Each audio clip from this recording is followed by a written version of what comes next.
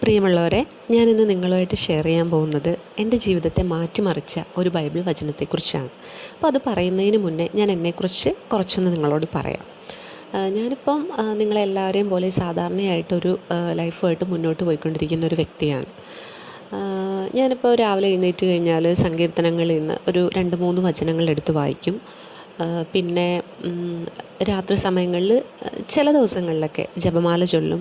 പിന്നെ സമയം കിട്ടിയാൽ ഒരു 33 സ്വർഗസ്നായ ചൊല്ലും. അപ്പോൾ ഇതൊക്കെയാണ് എൻ്റെ ഒരു ദിവസേനയുള്ളൊരു പ്രാർത്ഥന ശൈലി എന്ന് പറയുന്നത്. അപ്പോൾ ബൈബിൾ വായിക്കണമെന്ന് എനിക്ക് അതിയായ ആഗ്രഹമുണ്ട്. പക്ഷേ ബൈബിൾ എടുക്കുമ്പോൾ എനിക്കൊരു ഉറക്കം വരൽ, ക്ഷീണം, ഒന്ന് കിടക്കാൻ തോന്നുന്നു, അല്ലെങ്കിൽ ഒന്ന് മൊബൈൽ നോക്കാൻ തോന്നുന്നു. ഇതൊന്നും അല്ലെങ്കിൽ എമർജൻസി ആയിട്ടൊരു കോളെങ്കിലും വന്നിരിക്കും. അപ്പോൾ എനിക്ക് മനസ്സിലായി എനിക്കും ബൈബിളിനും കൂടെ അടുക്കാൻ പറ്റുന്നില്ല. അപ്പോൾ എനിക്ക് എന്നെ ഈശോയിലോട്ട് അടുപ്പിക്കാതിരിക്കാനായിട്ട് എന്തൊക്കെയോ ബന്ധനങ്ങളുണ്ടെന്ന് എനിക്ക് തോന്നി തുടങ്ങിയായിരുന്നു. പിന്നെ ഞാൻ സ്ഥിരമായിട്ട് ഡാനിയേൽ അച്ഛൻ്റെ ക്ലാസ്സുകളൊക്കെ കേൾക്കാറുണ്ട്. അപ്പോൾ അച്ഛൻ എപ്പോഴും പറയുമല്ലോ, അരമണിക്കൂർ നിങ്ങൾ ബൈബിൾ വായിക്കണം, നിങ്ങളുടെ ലൈഫിൽ ഒത്തിരി മാറ്റം വരുമെന്നൊക്കെ. അപ്പോൾ ഞാനിങ്ങനെ പ്രാർത്ഥന ആവശ്യങ്ങളൊക്കെ എഴുതി വെച്ചിട്ട് വീണ്ടും ബൈബിൾ വായിക്കാൻ ഇരിക്കുമെങ്കിൽ പോലും എനിക്കൊരു 5 മിനിറ്റ് പോലും തികച്ചിരിക്കാൻ പറ്റാറില്ലായിരുന്നു. അപ്പോൾ മിക്ക ദിവസങ്ങളും അങ്ങനെ തന്നെയായിരുന്നു. എന്നിട്ട് ഞാൻ കർത്താവിനോട് ചോദിക്കും, എന്താണ് കർത്താവ് എനിക്ക് എന്താണ് ഈശോയെ ബൈബിൾ വായിക്കാൻ പറ്റാത്തതെന്നൊക്കെ പറഞ്ഞ് ഞാനിങ്ങനെ ചിന്തിക്കുമെങ്കിൽ പോലും ഞാനതൊക്കെ പെട്ടെന്ന് മറക്കുക. വീണ്ടും വേറെ കാര്യങ്ങളിലൊക്കെ ഞാൻ ഇൻവോൾവ് ആയി പോയിക്കൊണ്ടിരുന്നു. അങ്ങനെ ഇരിക്കുമ്പോഴാണ് എനിക്ക് ജീവിതത്തിൽ ചെറിയൊരു പ്രതിസന്ധി വന്നു. അപ്പം പ്രതിസന്ധി ഘട്ടം വരുമ്പോഴേക്കും സാധാരണ നമ്മളെല്ലാവരും ദൈവത്തോട് കുറച്ചും കൂടെ അടുക്കുമല്ലോ. അപ്പം ഞാൻ കുഞ്ഞിലേ മുതൽ അങ്ങനെയാണ്. എനിക്ക് പ്രതിസന്ധികളൊക്കെ വരുമ്പോൾ ഞാൻ ഈശോയോട് പെട്ടെന്ന് അടുക്കും അങ്ങോട്ട്. അപ്പോൾ ചിലരൊക്കെയെന്ന് വെച്ച് കഴിഞ്ഞാൽ ദൈവത്തിന് കുറ്റം പറയുന്നവരുണ്ടാവും, എൻ്റെ പ്രാർത്ഥന കേട്ടില്ല, ഒന്നും സാധിച്ചു തന്നില്ല എന്നൊക്കെ പറഞ്ഞു. പക്ഷെ ഞാൻ അങ്ങനത്തെ ഒരു വ്യക്തിയല്ല.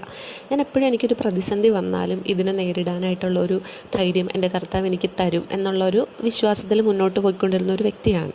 അപ്പോൾ എനിക്ക് ജീവിതത്തിൽ ഇതേപോലെ ഇങ്ങനെ പ്രതിസന്ധി ഘട്ടങ്ങൾ വന്ന സമയത്ത് ഞാൻ ഈശോയോട് പ്രാർത്ഥിക്കാൻ തുടങ്ങി. അപ്പോൾ എൻ്റെ മനസ്സിൽ മൊത്തം നിരാശയാണ്. അപ്പോൾ ഞാൻ പ്രാർത്ഥിച്ച ഒരു പോസിറ്റിവിറ്റിയിൽ എത്തുന്നുണ്ടെങ്കിൽ പോലും സാത്താൻ ഇങ്ങനെ എൻ്റെ മനസ്സിലിങ്ങനെ നിരാശ കൊണ്ട് നിറയ്ക്കുക. അപ്പോൾ എനിക്ക് ഈ ഒരു സാഹചര്യത്തെ എനിക്കൊരിക്കലും അതിജീവിക്കാൻ പറ്റില്ല, ഞാൻ വീണുപോയി, എൻ്റെ ലൈഫ് പോയി, അങ്ങനത്തെയൊക്കെ ചിന്തകളാണ് എനിക്ക്. അപ്പോൾ ഞാൻ വീട്ടിൽ വൈകുന്നേരങ്ങളിൽ എത്തിയാലും എനിക്ക് ഒന്നിലും കോൺസെൻട്രേറ്റ് ചെയ്യാൻ പറ്റാത്തൊരു അവസ്ഥ വന്നു തുടങ്ങി.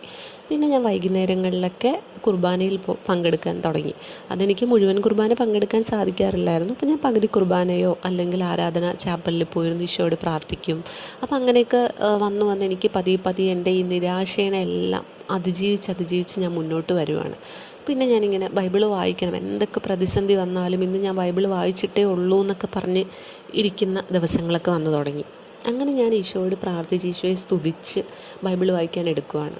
അപ്പം ബൈബിൾ തുറക്കുമ്പോൾ എനിക്ക് കിട്ടുന്നൊരു വചനമെന്ന് പറയുന്നത് നമ്മുടെ 1 തിമോത്തേയോസ് 1-ാം അധ്യായത്തിലെ 12-ാമത്തെ വാക്യമാണ് എൻ്റെ കണ്ണിലേക്ക് പെട്ടെന്ന് വരുന്നത്. ശരിക്കും ഈ ബൈബിളിലൂടെ ഞാൻ പലതവണ ബൈബിൾ വായിച്ചിട്ടുണ്ടെങ്കിൽ പോലും ഇങ്ങനെയൊക്കെ വചനങ്ങളൊന്നും ഞാൻ എൻ്റെ ലൈഫിൽ ഇതുവരെ കണ്ടിട്ടില്ല. അപ്പോൾ ഞാൻ ആ വചനം നിങ്ങൾക്ക് വേണ്ടിയിട്ടൊന്ന് വായിക്കാം. എന്നെ ശക്തിപ്പെടുത്തുന്ന നമ്മുടെ കർത്താവായ യേശു ക്രിസ്തുവിന് ഞാൻ നന്ദി പറയുന്നു. എന്തെന്നാൽ തൻ്റെ ശുശ്രൂഷയ്ക്കായി എന്നെ നിയമിച്ചുകൊണ്ട് അവൻ എന്നെ വിശ്വസ്തനായി കണക്കാക്കി. അപ്പോൾ ഈ ഒരു വചനം കണ്ടതോടുകൂടെ എനിക്ക് ഭയങ്കര സന്തോഷം വന്നു. അപ്പോൾ ഞാൻ ഓർത്തു, ഞാൻ ഇത്രയും വലിയ പാപിയായിട്ടും ഞാൻ എൻ്റെ ഈശോയ്ക്ക് സമയം കൊടുക്കാതെ എൻ്റെ ബാക്കി കാര്യങ്ങളിലൊക്കെ ഇങ്ങനെ നിൽക്കുന്ന ഒരു വ്യക്തിയായിട്ട് പോലും എൻ്റെ ഈശോ എനിക്ക് ഈ വചനത്തിലൂടെ പറഞ്ഞു തന്നിരിക്കുന്ന എന്താണ്, കർത്താവ് എന്നെ വിശ്വസ്തനായി കണ്ടതുകൊണ്ട് അവിടുത്തെ ശുശ്രൂഷയ്ക്ക് വേണ്ടിയിട്ട് എന്നെ നിയമിച്ചു എന്നുള്ളതാണ്. അതായത് കർത്താവിൻ്റെ ശുശ്രൂഷ എന്ന് പറഞ്ഞപ്പോൾ എൻ്റെ മനസ്സിൽ വന്നത് വചനപ്രഘോഷണങ്ങളൊക്കെയാണ്. അപ്പം ഈ ഭയങ്കര സന്തോഷമായി. പിന്നെ ഞാൻ ഈ വചനം കാണാതെ പഠിച്ചു. ഞാൻ സ്ഥിരമായിട്ട് എഴുതി ഞാനിങ്ങനെ പഠിക്കാനൊക്കെ തുടങ്ങി. അപ്പം എനിക്ക് മനസ്സിന് വല്ലാത്ത സന്തോഷം വന്നു തുടങ്ങി. അപ്പം ഞാൻ പറഞ്ഞല്ലോ ഞാനൊരു പ്രതിസന്ധിയിലാണെന്നുള്ളത്. ആ പ്രശ്നം അങ്ങനെ തന്നെ നിൽക്കുന്നുണ്ട്, പക്ഷേ ആ പ്രശ്നം എന്നെ ബാധിക്കുന്നില്ല ഇപ്പോൾ. അതിൻ്റെ വഴിക്ക് പൊയ്ക്കോളും എന്നുള്ളൊരു ചിന്തയായി തുടങ്ങി എൻ്റെ മനസ്സിൽ മുഴുവൻ. പിന്നെ ഞാൻ ഈ വചനം കിട്ടിയ ഒരു മാസത്തോളം ഞാൻ ചിന്തയിലായിരുന്നു. ഞാൻ എങ്ങനെയായിരിക്കും ഈ കർത്താവിന് വേണ്ടിയിട്ട് ഞാനൊരു ശുശ്രൂഷ ചെയ്യാൻ പോകുന്നത്, എങ്ങനെയായിരിക്കും കർത്താവ് ഞാൻ വഴി വചനങ്ങൾ പങ്കുവയ്ക്കാൻ പോകുന്നതെന്നൊക്കെ. അങ്ങനെയാണ് പെട്ടെന്ന് മനസ്സിൽ തോന്നുന്നത്, നമുക്കൊരു യൂട്യൂബ് ചാനൽ തുടങ്ങാം. അപ്പോൾ ആ ചാനലിലൂടെ പിന്നെ എന്തെങ്കിലും എൻ്റെ ജീവിതാനുഭവങ്ങൾ അല്ലെങ്കിൽ പിന്നെ ബൈബിൾ വചനങ്ങളൊക്കെ പങ്കുവയ്ക്കാമെന്ന് വിചാരിച്ചു. അപ്പോഴും ഓക്കെ, ചാനൽ തുടങ്ങാനായിട്ടുള്ളൊരു ഇനിഷ്യേറ്റീവ് എടുത്തു. പിന്നെ അതിലേക്ക് എങ്ങനെ അപ്ലോഡ് ചെയ്യും, അങ്ങനത്തെ കാര്യങ്ങളൊക്കെയാണ് എൻ്റെ മനസ്സിൽ.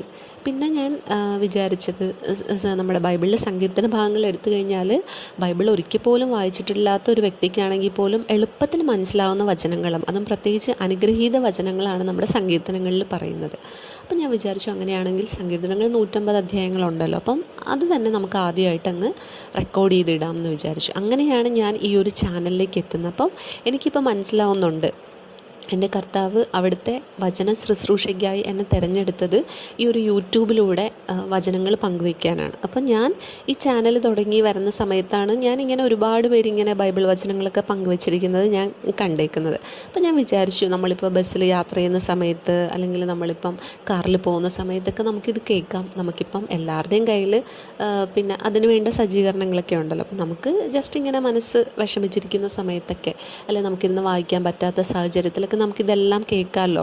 അപ്പോൾ നമ്മൾ ബൈബിളിപ്പോൾ നേരിട്ട് വായിച്ചില്ലെങ്കിൽ നമ്മൾ കേൾക്കുന്നതിലൂടെ തന്നെ ഒരുപാട് അനുഗ്രഹങ്ങൾ നമുക്കുണ്ടാകുന്നുണ്ട്. അപ്പോൾ അറ്റ്ലീസ്റ്റ് ഈയിടെയായിട്ട് റെക്കോർഡ് ചെയ്യാനായിട്ടെങ്കിലും ഞാൻ ബൈബിള് എൻ്റെ കയ്യിൽ എടുക്കുന്നുണ്ട്, ബൈബിൾ ഞാൻ റെക്കോർഡ് ചെയ്യുന്നുണ്ട്. അപ്പോൾ റെക്കോർഡ് ചെയ്യുന്ന അനുസരിച്ച് എനിക്ക് വീണ്ടും വീണ്ടും അത് വായിക്കണം, അറിയണം, ആൾക്കാരിലോട്ട് അത് എത്തിക്കണം എന്നുള്ളൊരു തോന്നലാണ് വരുന്നത്. അപ്പോൾ എൻ്റെ വചനം മാറ്റിമറിച്ച, എൻ്റെ ജീവിതം മാറ്റിമറിച്ച വചനമെന്ന് പറയുന്നത് നമ്മുടെ 1 തിമോഥെയോസ് 1-ാം അധ്യായം 12-ാമത്തെ വാക്യമാണ്.